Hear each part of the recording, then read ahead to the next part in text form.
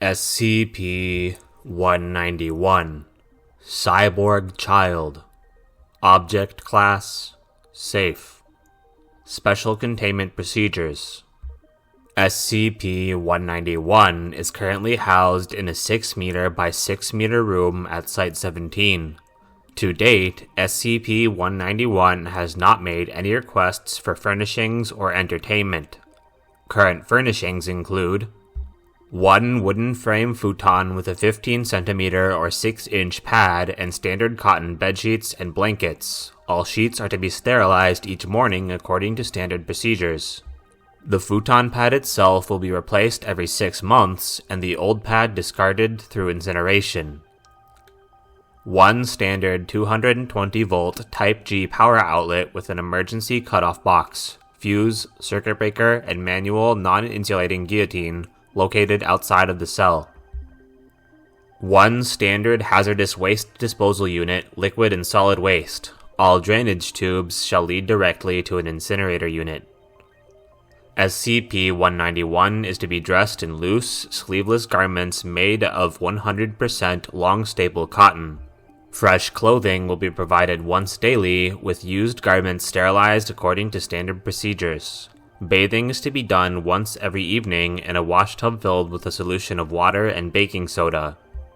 Feeding, in the form of a sterile saline solution supplemented with vitamins, minerals, antibiotics, and a mild anesthetic, shall be carried out twice a day via injection into a metal tube located in the base of the neck. SCP-191 is capable of limited self-care, including drainage waste and recharging internal batteries. A log shall be kept of power consumption and any unusual changes in power usage reported to supervising staff. Daily inspections for injury should be carried out after bathing. Should SCP-191 require medical care, refer to Documents 191-Alpha, Special Medical Needs, and 191-Alpha Supplemental, Repair of Non-Biological Components, before administering care. At least 2 armed guards are to be present in the room at any time that personnel have contact with SCP-191, although a translucent screen may be utilized for privacy purposes. Standard anti-computer countermeasures are ineffective, as SCP-191's components have been hardened against electromagnetic pulse, EMP. Description: SCP-191 is a female human child, approximately years old. It is believed to have been a test subject of several experimental surgeries performed by the late Dr. See below. 1. 80% of the left half of the face and skull have been removed, with the eye and ear replaced by a complex transceiver system that allows it to receive and transmit not only visual and auditory input, but a wider spectrum of electromagnetic radiation ranging from low-frequency radio to high-energy gamma rays. The lower jaw, teeth, and larynx have been removed and replaced with. The esophagus has been rerouted to an artificial orifice at the back of the neck, feeding tube, and the trachea rerouted directly to an air filtration device. Due to these alterations, SCP-191 is incapable of speech, although it has been reported occasionally vocalizing distress through rapid respiration. 2. An input-output device has been placed into the right forearm, replacing the radius and ulna bones. The device contains interfaces for a variety of modern and obsolete formats, including USB, Ethernet, FireWire, and DIN 8-pin, as well as 7 other interfaces corresponding to no known formats. The device can be accessed by pulling back the skin over the right arm like a shirt sleeve. 3. A 24-core processor array has been implanted in the brain, which translates input from all artificial components, essentially allowing SCP-191 to read and write computer data without the use of an external interface. Internal communication is carried out through fiber optic cables implanted through the glial cells and the entire nervous system.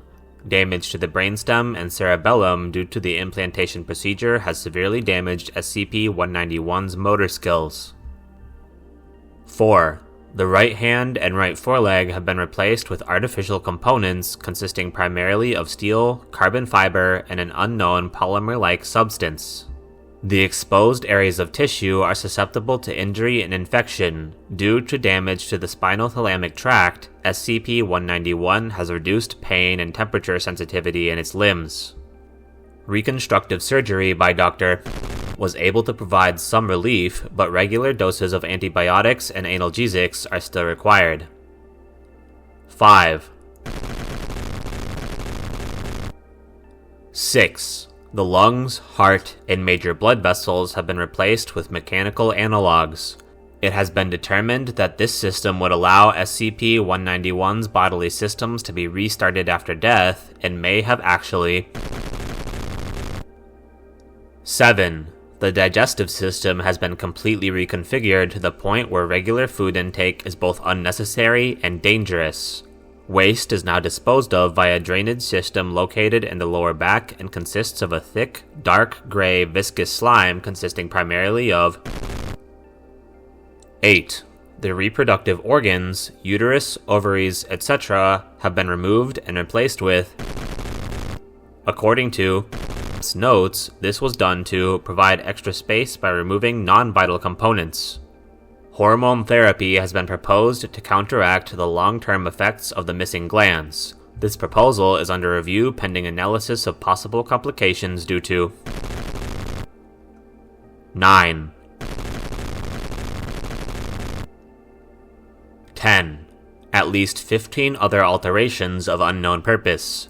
Given this fact, and the haphazard integration of the useful components, it is believed that they were performed merely to test the viability of such procedures on other subjects. Investigations are underway as to whether Dr. was planning to. At present, any theories as to the purpose behind these alterations are speculative as best, as Dr. died during the raid in which SCP-191 was recovered, see notes below, and the only surviving records of his research are a single, half-burned, spiral-bound notebook consisting mostly of cryptic notes regarding a higher purpose. History: SCP-191 was recovered by Foundation agents during a brief collaborative effort with the Global Occult Coalition in which a raid was conducted on the laboratory of Dr. a suspected member of. SCP-191 was the only test subject recovered from the laboratory. All other test subjects expired during the raid, either disposed of by Dr. or eliminated as hostiles by the task force. Preliminary assessment concluded that full reconstruction was impossible, that the components introduced were too technologically advanced to risk becoming widely known, and that it could be a source of valuable data regarding if kept alive. Subject was classified SCP-191 and moved to site on. Its disappearance, and those of other test subjects, was later blamed on a local serial killer who was arranged to be killed in prison while awaiting trial. Addendum 191-01. Testing of SCP-191's abilities has commenced. Experiment Log 191. Note: this is a test log for exploring the capabilities of SCP-191. Please remember that SCP-191 is a research tool, not an entertainment center. Any tests involving games or other recreational technology should be conducted in a professional manner and not for amusement. Dr. Subject: Paint, a ubiquitous, simple drawing program. Instructions: interface with a computer via USB port and draw specified pictures using Paint. Results: SCP-191 was instantly able to emulate the functions of a mouse and keyboard. When showed any photograph, SCP-191 was able to reproduce it within seconds using only the pencil tool, creating copies indistinguishable from the original. After the test was recorded, it was noticed that SCP-191 had continued drawing in additional Paint files. SCP-191 appeared surprised and opened a text file on screen claiming it had not realized it was still drawing. The following drawings were recovered.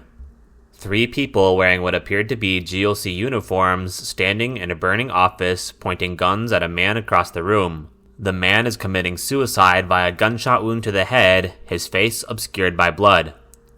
Footnote: Agent who participated in the raid in which SCP-191 was acquitted, identified this as the death of Dr. SCP-191's creator. End footnote. An adult and child trick-or-treating. The child is wearing makeup similar to that worn by Boris Karloff in Frankenstein, and the adult... Footnote. SCP-191 was once again asked if it was really feeling well, and once again replied via text file that it was fine and that the didn't mean anything. End footnote. Subject: the video game. Instructions: attempt to emulate the functions of a Wiimote and play a video game. Result: test began poorly as SCP-191's impaired motor skills caused it to snap the disc in two before it could place it in the console. SCP-191 became distressed. It then stared at the disc, and the red light from its eye changed to green for a moment. When Dr. returned with a fresh disc, less than 2 minutes had passed, the game was already running on the machine. Dr. inquired as to how that had happened, and a message appeared on the screen saying, "I looked at the ones and the zeros and I loaded those in. I'm sorry, I know I'm not supposed to do it this way, but I didn't want you to waste a disk. Please don't be angry." SCP-191 still seemed fearful of reprimand even after being reassured that it was doing excellently. SCP-191 made a perfect run-through of the game, despite the fact that it did not make any physical movements consistent with the Wii controls. Subject: a well-known video effects program. A 40-second video file from a security camera located in the employee cafeteria. Instructions: perform a series of video enhancement techniques used by forensic detectives on the popular television drama, techniques that cannot actually be done in reality. 1. Zoom and enhance. SCP-191 was instructed to zoom in on the window over the parking lot and render the license plates on the cars, which were illegible from this distance. The actual license plates had been photographed for reference. 2. Uncrop. SCP-191 was asked to shrink the video by 100 pixels on every side and fill in the blank space with what it believed the rest of the cafeteria looked like. Again, data that was not actually available in the video. 3. Rotate camera. SCP-191 was informed of the exact location and angle of the other security camera in the cafeteria and asked to render the scene as viewed from that angle, filling in the parts that the current camera did not see. The actual footage from the second camera was requisitioned and held for reference. Result: SCP-191 could not understand the instructions at first. Dr. had to provide a lengthy explanation and then stand behind SCP-191 and give it instructions one step at a time. It was several minutes before the test could even begin. However, once SCP-191 actually got started, the videos and frames were finished in less than 7 minutes, of which at least 3 were spent watching the rendering progress bar. 1. Zoom and enhance test. SCP-191 successfully rendered close-ups of the license plates, complete with photorealistic scratches and dents. However, the plates were found not to match the license plates on the vehicles. SCP-191 typed, "The data wasn't there, so I had to guess." Footnote: the actual license plates were... and the license plates generated by SCP-191 were IAM-191, 191-ISA, 600-DMA, and CHI-930. End footnote. 2. Uncrop test. SCP-191 expanded the video canvas by filling in what was in the blank space, rendering the extra image seamlessly. It did not match the actual cafeteria, but once again the data was not in the video file and SCP-191 had been forced to guess. 3. Rotate camera test. The generated video matched the angle of the second camera perfectly, and almost everything visible from the angle of C1 matched the scene in C2 very closely. As before, places not visible were very different. One table only visible in C2 that had been seating was now, in the generated video, seating Dr. and Agent. The attending doctor and agents supervising SCP-191, eating lunch and talking. Footnote: a lip reader was brought in to decipher what Dr. and Agent were saying in the simulation video. The real Dr. became uncomfortable upon learning what SCP-191 had depicted her saying to Agent. The real agent declined to comment. End footnote. Although there were many visual differences between the original videos and SCP-191's copies, many on-site personnel were unable to determine which ones were the forgeries. Psychological analysis by Dr. Glass. SCP-191 has responded fairly well to containment. It is completely docile and cooperative, and when not being interacted with, it spends most of its time sitting still or curled up in a fetal position. This may be a sign of distress, but it is more likely for physical comfort, as normal body movements and postures are difficult.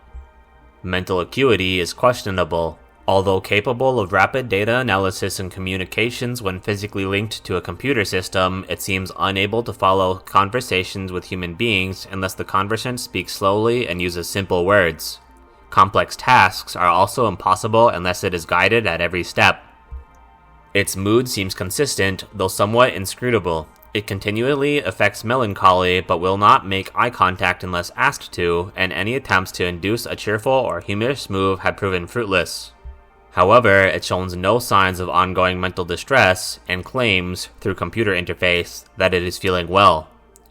To date, SCP-191 has not requested access to, or information about, any acquaintance it had before its abduction.